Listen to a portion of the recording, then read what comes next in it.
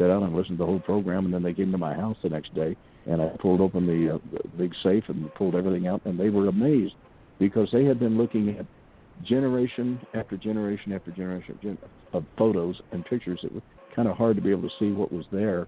And when they were looking at the first generation pictures, they were going wild about what some of the bases and things that we're looking at. So that's kind of like where I wound up with coming forward, even with the clearance and the concern. And his position was, he says, we need to get you protected so that you're not going to be bumped off or something happened to you.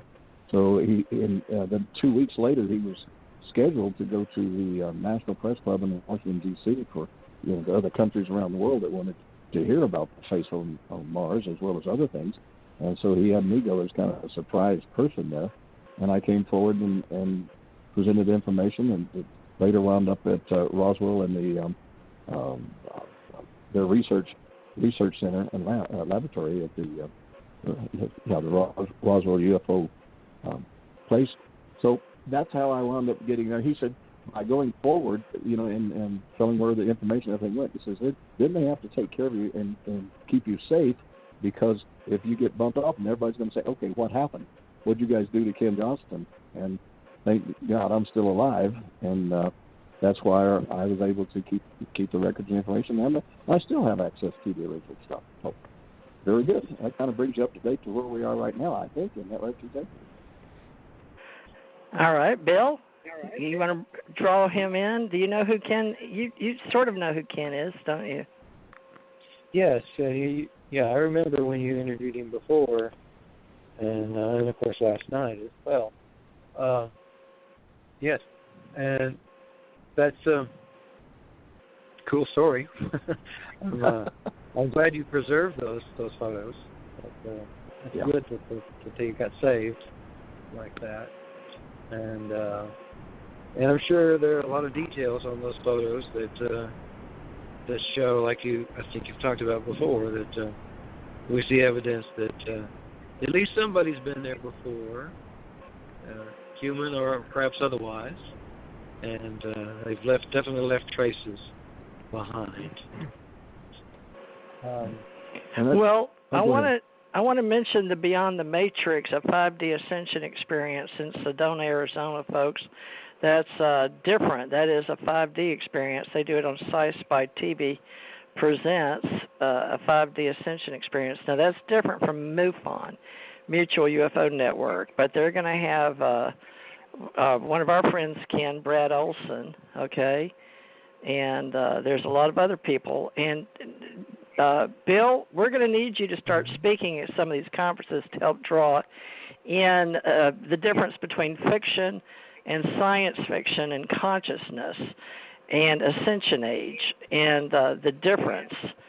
So I'd like you to look into that, because Beyond the Matrix, a 5D Ascension in Sedona. Sedona is known as sort of the New Age woo-woo community.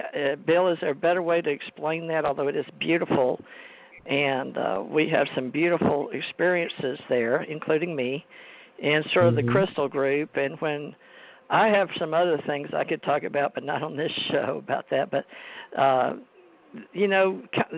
working with Universal Source and all the what you talk about in the open walk, I really need you to help us get clear on the differentiation between what we experience in 3D reality and what they're talking about in all these other realities and dimensions that other people may not experience when they go into their inner self or do remote viewing. And all of this is getting very confused. It's that time.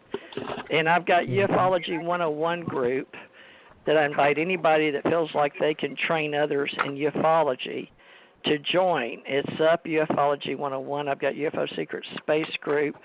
I have Ascension Center group. I have so many groups that I'm going to have to bring together. I just don't have any time, Bill. And you've got the open walk. But I'd like you to invite Ken Johnston to it and tell people real quickly, we're going to get off the air in here in a few minutes, but tell Ken how to get there or on Facebook. And have you got Ken as a friend, Bill? I need to get you with friends with him. Yeah, I don't think we are even. We will. ironically, a lot of what I wrote in the past in article form, I used to publish articles with this place called Tryon. It was a website that did that, and unfortunately they went out of business. But I had a lot of articles I wrote back then that are more in alignment with the information that Ken is talking about tonight.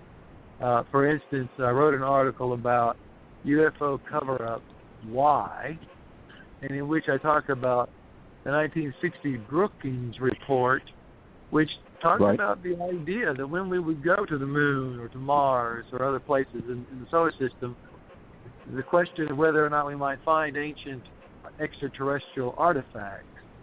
And the Brookings report, considered that possibility even in 1960, before we ever went to the moon.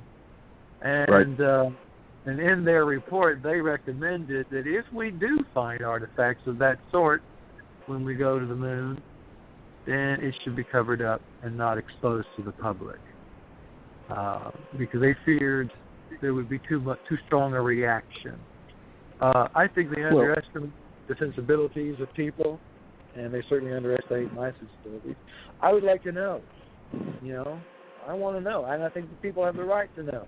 If they found alien artifacts, they should tell us. We have the right to know about it. And I think what you're suggesting, Ken, is that we did find stuff, didn't we? Well, the Brookings Institute came out, and part of it was, and I'm pretty sure the reason for their decision to not make it public, because of the War of the Worlds, that radio program, in 1938 or something like that came out, and he put on such a good program about the War of the Worlds and how the aliens had just landed and they were killing people, and people panicked. Some people jumped off the top of buildings and committed suicide because they didn't want to be killed by aliens. And so the decision was there is that we as a species, we weren't yet ready to accept the fact that we aren't alone in the universe. There are other intelligent beings around. So that's what we were dealing with when we got to the Apollo program, is that, okay, how are we going to keep anything we find secret? And that's how that all got started. And now the biggest problem is getting past that and getting out to where we can make it all public. That yes, we discovered other things on the moon as well as on Mars, and that it's time that we take our place in the universe of intelligent species. So that kind of covers where our UFOs can become more and more public. Exactly. And indeed, well, I even can wrote you an article. Go ahead. We've got just a few more minutes, but go ahead. I'm sorry. Go ahead. You read an article? Furthering on that subject, ever since 1938, the way that we've changed, and I've looked at various polls over the years about how people feel about it, ranging from 1947 all the way up to 2002 when I wrote the article, so it's been a while. But, you can see those percentages steadily increasing to the point to where more and more people believe, more and more people understand. I think we are ready now. That's the point I'm making. Absolutely. We can see their progress ever since then. Another thing to consider about the 1938 broadcast, that was talking about aliens attacking the Earth. And that's why a lot of people panicked. It was all about an attack. If we reveal something like archaeological evidence of something that happened a long, long time ago, these aliens aren't around anymore, it's not a threat.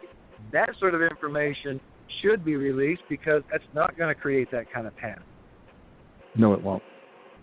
Oh, there'll still be pockets of people that and their religion won't even allow them to accept it. We have any intelligence at all.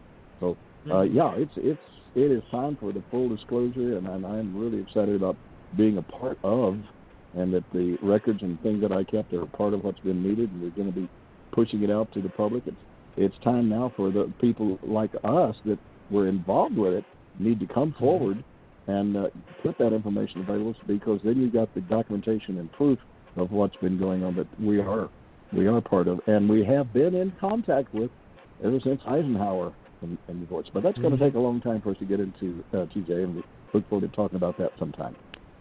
All right. All right. Well, I would like you to join UFO 101, Bill, and you're in UFO Secret Space, aren't you? Oh, you're already a member of UFO 101. Let me see. Let me see if Ken, I don't think you're in UFO 101, but I'm going to put you in there. It's an older.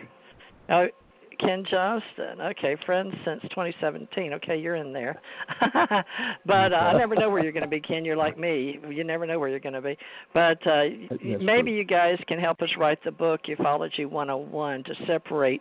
We need alienology, cosmology, pyramidology, epistemology, phenomenology, all the ologies.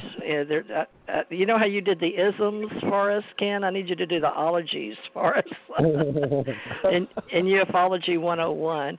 And it's for research and ufologists and experience up-to-date people, people, places, and things interested in conscious awakening.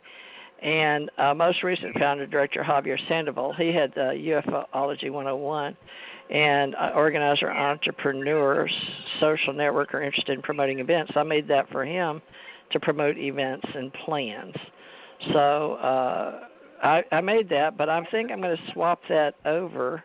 I'll put his picture up there. And then he didn't work much with me. He went off to Sedona and made his own little place, and so I may have to rewrite that. But anyway, it's supposed to be for events and plans and sharing people that wanted to get more involved with ufology, and it's really a group type, for instance, but I'm making change. I've got events and plans. So we can make events and plans in there. And Bill, just think about it. You've got me. Now, what was the other one? Galaxy UFO? Yeah, there's Galaxy UFO. All right, we've got Ufology 101, folks, and Galaxy UFO, but UFO Secret Space seems to get a lot. But come back and see us. The Open Walk, let me just tell you, it's Bill, you'd be better at talking about it. You just tell them real quickly how to get to the Open Walk and who can join that. Well, the group Walk. is simply called The Opened Walk. It's opened in past tense, got the ED on it. That's the name of the group. If you just go to a group search on The Opened Walk, you'll find it. But I was just looking at the groups here at Facebook. I'm trying to find that one you were just talking about. I'm a member of a great many groups here, probably too many. So Ufology 101, trying to find it. But really the open walk, the subject matter is a little different than what we're talking about right now, but it's still, It'll fit in there because we do cover it. An open walk should be about anything. It should be more than just my UFO Secret Space. And but you did say it was a philosophy, and Ken Johnston missed that in the beginning. Ken. Yeah. Uh-huh. But okay. we can bring all of our friends into there. I probably should start at UFO 101 so I can get educated and start at the beginning. I'm ready. Well, you're working on the other side, too, because something else I want your help in research, investigation on, or at least journalist investigation or investigative reporting, Bill, is the fact that what's happened to all these UFO conferences that are bringing in wanting therapists. It's the mental health area. For those that are doing past life regressions is one level, and that's fine because I believe in that in reincarnation. That's one track. But the other track is they bring in the therapist after Bud Hopkins to separate the contactees from the abductees from the experiencers. Those three things. I need you to work on that like you did in one of their last books. But we're out of time, folks. So, Ken, we will see you again. Do not forget Thursday night for right here, and I'll try to remind you. So you're going to do Thursday and maybe Friday and Saturday. That's 3 nights a week. But this night, Saturday, is Bill's in the open walk. So we're going to let him take the lead on that, and you can help me and Janet on Thursdays, Ken. And then Friday, Ken, is more just your space stuff and more of the mechanics. So, folks, that's sort of the way I see it in my mind. If you've got some ideas, please get in touch with tjmorrisagency@gmail.com and let me